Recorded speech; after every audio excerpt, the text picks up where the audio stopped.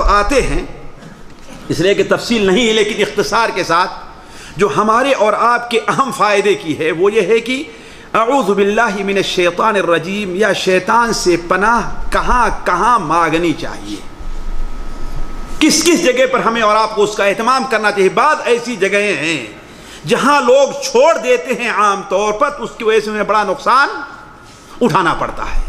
ساتھیوں، پہلی چیز ہے قرآن مجید کی تلاوت کے وقت جب بھی انسان قرآن مجید کی تلاوت پڑھنے لگے تو کیا پڑھے؟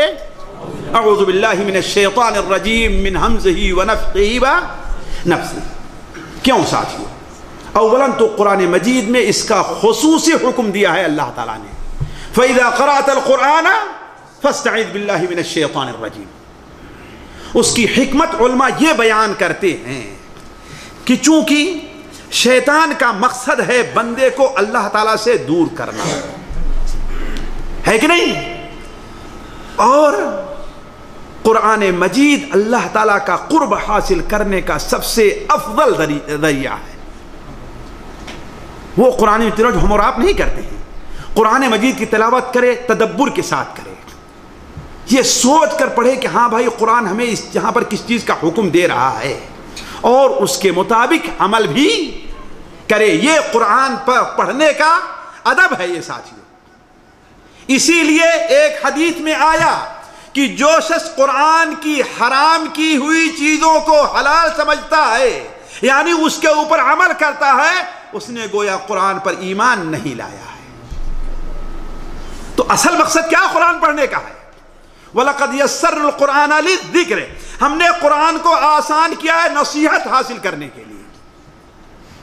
تو قرآن ہم پڑھیں اس لیے کہ ہمیں اس سے عبرت لینا ہے، نصیحت لینا ہے، اللہ تعالیٰ کا قریب جانے کے لیے جو اللہ تعالیٰ نے اعمال بتائے وہ اعمال ہمیں اس میں دیکھنا ہے۔ اور ظاہر بات ہے شیطان اس سے ہمیں دور رکھنا چاہتا ہے، لہذا قرآن پڑھنے سے پہلے اللہ تعالیٰ سے بندہ چاہتا ہے کہ اے اللہ تعالیٰ میں تیرا کلام پڑھنے جا رہا ہوں، ایسا نہ ہو کہ شیطان ہمیں یہ پڑھنے سے روکے، اس میں تدبر کرنے سے روکے، اس کے مطابق عمل کرنے سے روکے۔ میں اس لیے آپ کی پناہ میں آنا چاہتا ہوں۔ لوگ اس معنی اور مفہوم پر توجہ نہیں دیتے، اسی لیے آپ دیکھیں گے لوگ قرآن اٹھاتے ضرور ہیں لیکن کوئی ایک صفحہ پڑھ کر کے رکھ دیتا ہے، کوئی دوسرا پڑھ کر کے رکھ دیتا ہے۔ کیوں؟ اس لیے قرآن پڑھنے کا جو ادب ہے کہ شیطان اور اس کے وساوس کو نکال پھینکو اور ہر چیز سے کنارہ کش ہو کر کے اللہ تعالیٰ کے دامن میں آ کر کے چھپ جاؤ، ہم نے اس مفہوم کو اپنے سامنے نہیں رکھا۔ تو پہلی چیز کیا ہے، جگہ کیا ہے ساتھیوں؟ جب انسان قرآن مجید کی تلاوت کرے تو